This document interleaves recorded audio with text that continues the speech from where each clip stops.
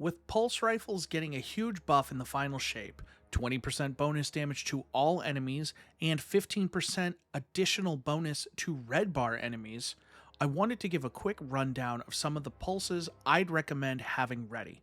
This is not an exhaustive list of pulses, simply one that, in my experience, should deliver a great experience with those buffs in place. It's hard to talk about kinetic pulse rifles and not mention Chattering Bone and Battle Scar, lightweight pulses that are two sides of the same coin. Chattering is craftable and available from the Last Wish raid, or via Mara Sov if you have the Wish tokens. It's capable of rolling double damage perks, a huge bonus on top of the buff, and I personally use a Kill Clip Kinetic Tremors roll. Kill Clip is easy to proc, and its damage bonus is applied to Kinetic Tremors, making for some devastating single target and ad clear potential. Battle Scar is a world drop alternative that can roll with Shoot to Loot and Kinetic Tremors, perks that go better together than you'd think. Blast Furnace, the aggressive frame that defined the Forsaken era, may very well be the best pulse rifle in the game right now, and is available for free from the Brave arsenal. With added drop chances and increased shiny rates starting Tuesday, May 28th, now is the perfect time to farm a solid Blast Furnace. Kinetic Tremors is found in the third column, a rarity, and can be paired with Kill Clip as mentioned earlier, but also Firefly for bonus ad clear potential and reload speed, One for All for extreme damage potential, including the Kinetic Tremors, or Frenzy for a simple damage perk that also addresses the rifle's only weaknesses. With the return of 0 Hour, you can now also earn a craftable version of Outbreak Perfected, which I highly recommend with rewind rounds. There's something about holding down the trigger with the gun and it just keeps on going and going and going and going. Staying in the top slot, we have the Stasis Pulses, a more diverse offering than I originally remembered, as it covers most of the major archetypes, though Stay Frosty, for example, is only available during the Dawning. Syncopation 53 is one of the original crafted weapons, and to this day might be my favorite adaptive frame pulse. It keeps things simple with an outlaw headstone combo that works like a charm, and the weapon can be focused at the gunsmith during Suros rotations. Disparity is like Blast Furnace if it was cold. It can be earned through the Operation Seraph Shield mission and is craftable. I recommend Rapid Hit for the bonus reload and stability, along with Headstone, especially with the Hake origin trait that makes it easier to break stasis crystals, or Frenzy for a nice damage boost and stat bump when active. Psi Hermetic 5 is a world drop option in the high impact archetype that I'm not usually a fan of in PvE, but you're bound to get a few while playing. Keep an eye out for Headstone with any perk that bumps up stability or reload speed. Strand is a bit of a mixed bag. The craftable option, different times from Season of the Deep, is not my favorite rapid frame, let alone pulse. But since it is craftable, it's easy to play around with and see how you like it. Subsistence paired with either Hatchling or Collective Action will play nice with your Strand builds. Nightshade, on the other hand, has been a favorite of mine since D2 Year 1, and its strand-based return in Season of the Witch is an excellent option. While I primarily use it in PvP, I made a video about it, I have a few PvE rolls that feel great. You still have Collective Action and Hatchling, but I recommend Kill Clip with Enlightened Action for bonus reload speed and handling on hits.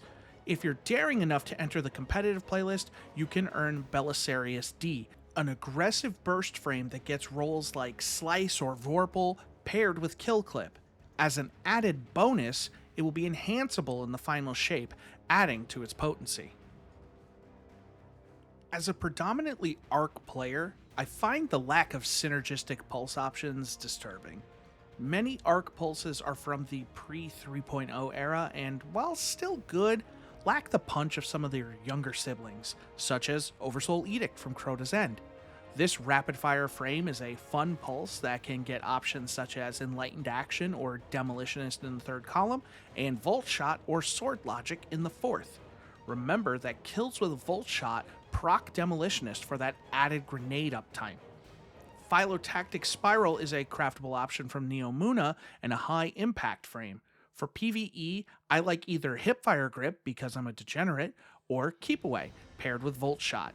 It's worth noting that of all the verb perks, Volt Shot is the only one that, for better or worse, is functionally identical on all subclasses, so don't be afraid to take advantage of it even if you're not running Arc.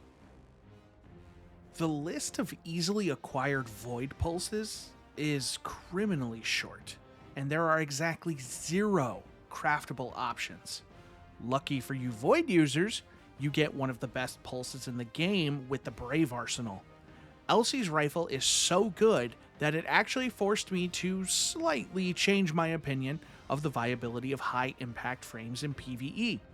You've got the 3.0 workhorse combo of repulsor brace and destabilizing rounds, or the likes of rewind rounds to pair with adrenaline junkie, a solid pairing with the weapon's origin trait, giving bonus grenade energy when running a light-based subclass, or desperate measures, again, a synergistic pairing with the origin trait.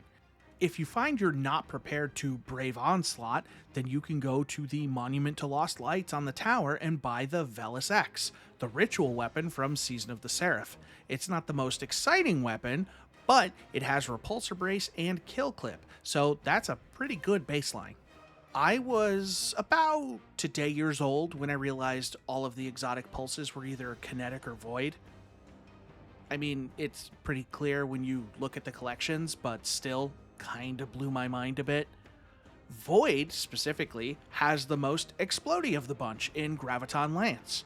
If you've ever wanted your screen to be filled exclusively with the color purple, then Graviton Lance is the pulse for you. Rounding us out is Solar, and while the list I'd recommend isn't a terribly long one, it is an embarrassment of riches. The BXR-55 Battler is on some days my favorite legendary weapon in the game. It's a one-of-a-kind legacy PR-55 frame inspired by Halo that has bonus accuracy and stability when firing from the hip and a clean scope. It has some excellent, if unorthodox, perk combos thanks to Incandescent. Demolitionist or Pugilist grant energy to their respective abilities on kill, and Incandescent can create a lot of kills. There is also the recently returned Adrenaline Junkie to pair with Demo, but Incandescent is pretty hard to pass up. This thing is a workhorse, is craftable, and is available for free for all players from Dares of Eternity. Adortative, I think is how you say that, is another craftable alternative that features the recently buffed heal clip and Incandescent, and is available during Season of the Wish. Finally, there is the recently reborn as Solar Darkest Before from the Prophecy Dungeon, also free for all players. Again, you're looking at heal clip to pair with Incandescent or kill clip for a nice double whammy on reload. There's also Subsistence, which feels good on rapid fire frames as an option. Darkest Before will also be enhanceable in the final shape, as if it wasn't a top tier option already. I appreciate you guys taking the time to watch today's video. I did take the time to actually make it ultra wide this time. I learned how to do that, so thank you for your patience putting up with the whole black outline border and everything. Also, please make sure that if there are any current seasonal weapons you are trying to get, you have 1 week left to get them. Brave Arsenal weapons will still be obtainable from Onslaught when the final shape comes out. A weapon like Disparity will still be available in the exotic mission rotator, but anything like Nightshade, Different Times, you're going to want to target those now during this last week, especially while you're still getting the bonus drop rate on weapons, seasonal weapons, from those respective war tables. So please make sure to do that. I hope you guys enjoyed the video. I will be streaming this week on my Twitch channel. The link is in the description.